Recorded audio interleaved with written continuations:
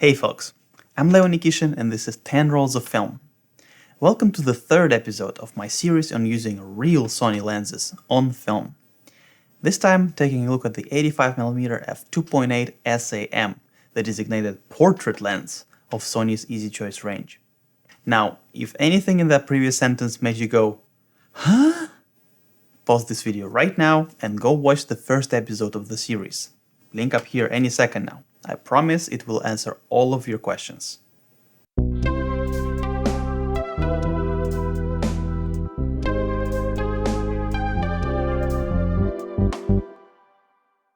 So remember how I said that Canon's incredibly popular 50mm f1.8 lens for EF mount must have been one source of inspiration for Sony's Easy Choice range? Well, pretty much the same could also be said for the very popular and affordable moderately fast 85mm lenses, most notably Canon 85mm f1.8 and Nikon 85mm f1.8. Of course, the 85mm focal length has traditionally been seen as the portrait focal length, due to subjectively more flattering compression and better subject separation compared to shorter focal lengths, at the same magnification that is. So it's no surprise that these affordable 85mm lenses have become a bit of an industry standard for portrait studios, wedding shooters, and fashion photographers, at least for as long as those photographers could not afford the faster and significantly more expensive 85mm f1.4 or even f1.2 models, or preferred the convenience of a 70 to 200mm zoom. So let's see what Sony came up with, shall we?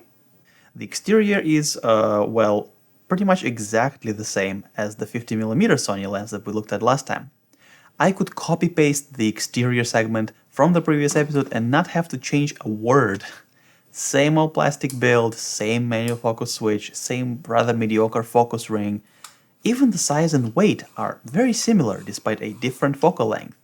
Actually, I'm pretty certain that all the way up until here, the barrels are identical. Unlike the 50mm, this lens was sold with a compact but fairly effective round lens hood that clips on with a simple twist. It is also much the same story with autofocus. Just like the 50mm, it focuses no problem on my Dynex-5 most of the time. There's a bit of a whirring noise from the built-in autofocus motor, and it may hunt every once in a while, but honestly, I would attribute that to the relatively primitive autofocus system on the Dynex-5. At least primitive by today's standards. You know, the system works, but let's not fool ourselves. It's 20 years old at this point, and autofocus technology has come a long way since then. Now, before we get to the optical design and performance, there is something I need to get off my chest. You see, the range of focal lengths between 70 and 105mm, the range primarily associated with portraiture of course, has long been populated by three main types of lenses. The first type are the premium lenses, your 85mm f1.4s, 85mm f1.2s, 105mm f1.4s, you know, the shiniest, biggest, heaviest, fastest, most expensive portrait lenses out there. The second type are their smaller, slower, and more affordable siblings, the f1.8s and the f2s. All major camera manufacturers made those, and a significant part of their appeal was that while they weren't the fastest lenses around, they were still plenty fast, and crucially still a good bit faster than the zooms. Because ever since the late 1970s, zoom lenses have been getting cheaper, sharper, faster, and by the height of autofocus era in the mid-90s, prime lenses really had to give photographers a good reason to choose them over the convenience of a zoom. They had to do something that a zoom lens could not. And speed was one such thing, because even compared to a professional grade f2.8 zoom, an f1.8 prime is still more than a stop faster, which means that you can better separate your subject from the background, for example, which tends to be important in portraiture. You could use a higher shutter speed to avoid motion blur.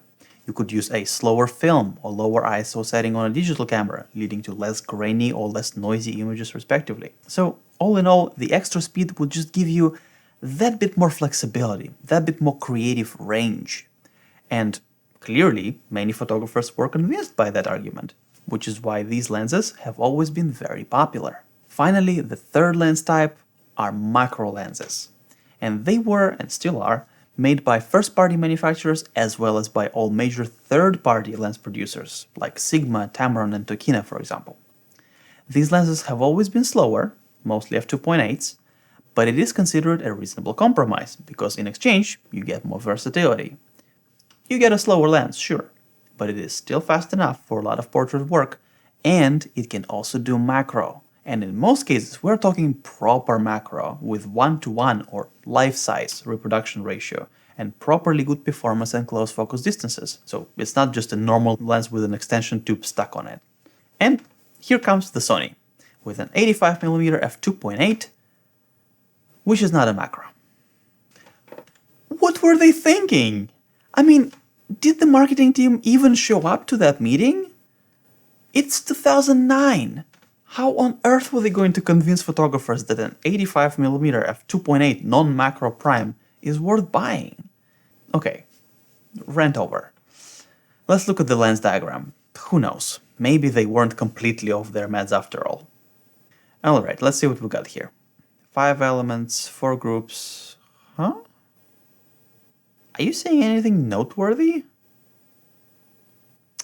The lens nerds among my viewers, yes, all 3 of you, have guessed correctly.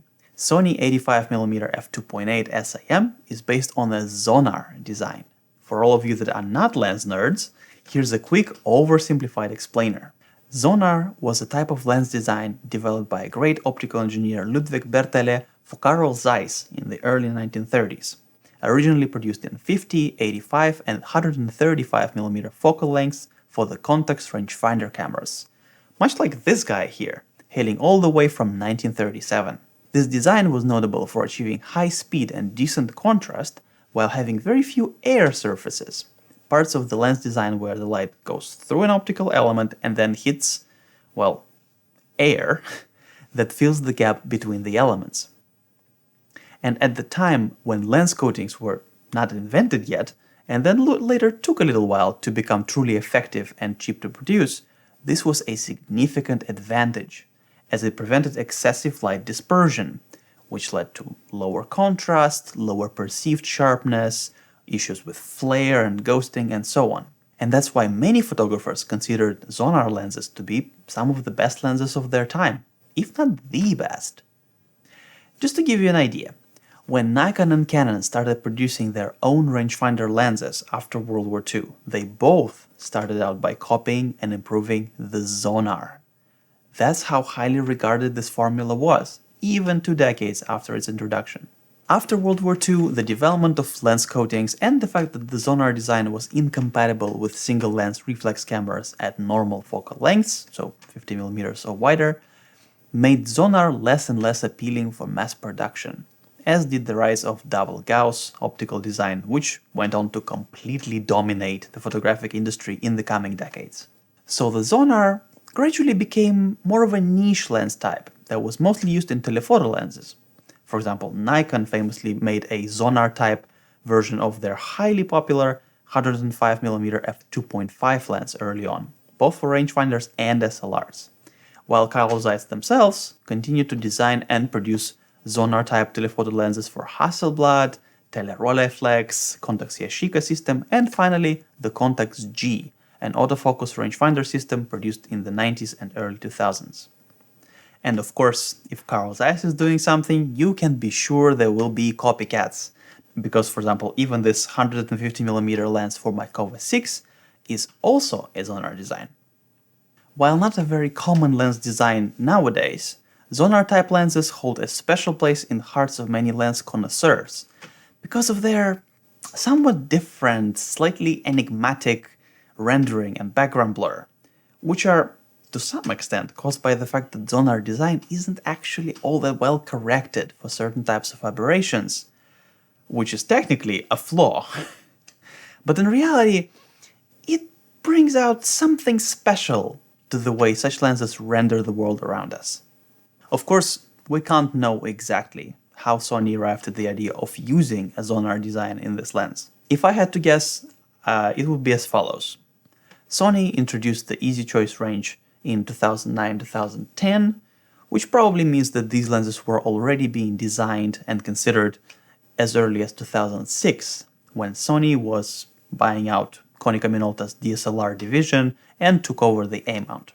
Coincidentally, just a year earlier, in 2005, a Japanese company, Kyocera, announced that they would retire from the photographic industry and discontinue Contax cameras, both the SLR line, which was using the Contax Yashica mount, and the Contax G, an autofocus rangefinder line. Carl Zeiss designed and produced lenses for both of those systems, including the 90mm f2.8 Sonnar for the Contax G and the 85mm f2.8 Sonnar for the SLR line. Add to that the fact that Sony already had an existing partnership with Zeiss, who co-designed and branded lenses for Sony's camcorders and point-and-shoot cameras since the mid-90s.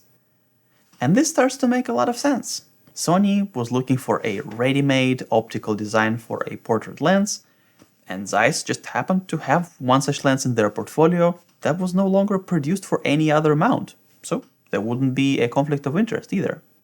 But enough talking, let's see how the Sony performs. First up, sharpness. Well, I may have low standards, but to my eye, it looks pretty darn sharp already at f2.8, with plenty of contrast and crispiness. Things do improve even further as we stop down to f5.6, where it's properly sharp across the entire frame. No complaints whatsoever. Also, there are no notable issues with chromatic aberration, or distortion, or flare, or vignetting, because this is the only Easy Choice lens that is not designated DT, so it is officially a full-frame lens. All in all, this looks like one really well-designed lens. Minimum focus distance is a bit of a surprise. Most 85mm lenses tend to hit the wall around 80 to 85 centimeters, but the Sony can actually get as close as 60 centimeters. Not bad. Finally, bokeh. This lens, no matter how hard it tries, will never match faster f1.8 lenses when it comes purely to creating very shallow depth of field.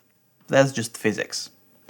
But having a very good optical performance already wide open and using the Sonnar design, it should be no slouch either. I love this lens. It's difficult to explain what's going on here in objective or technical terms, but it just looks very organic to me, very natural, or maybe effortless is the right word. I would also add that this lens performs equally well on film and digital, which is always nice to see.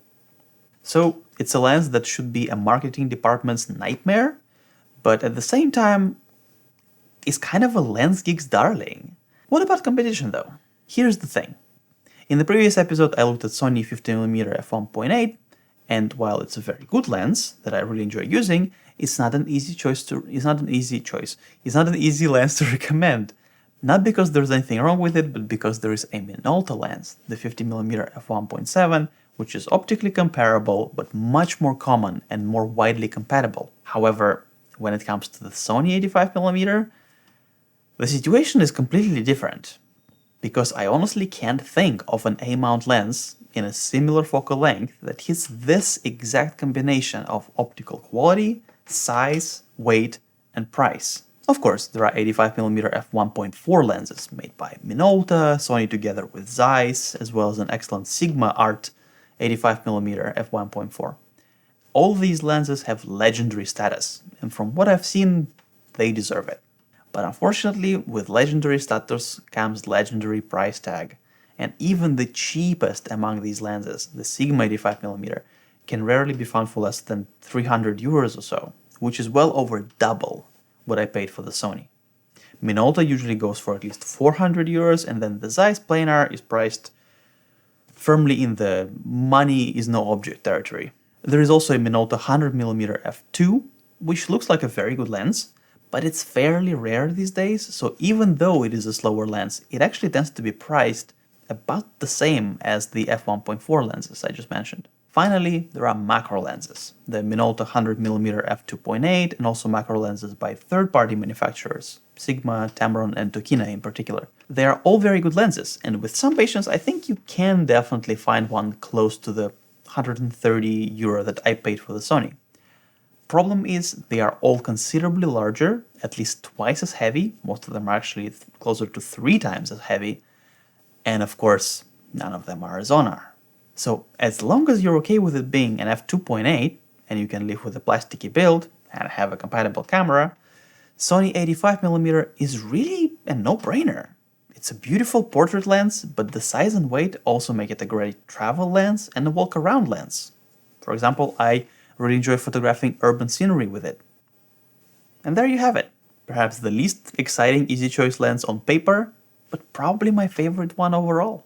This episode concludes my series on easy choice range. Wait, there's one more.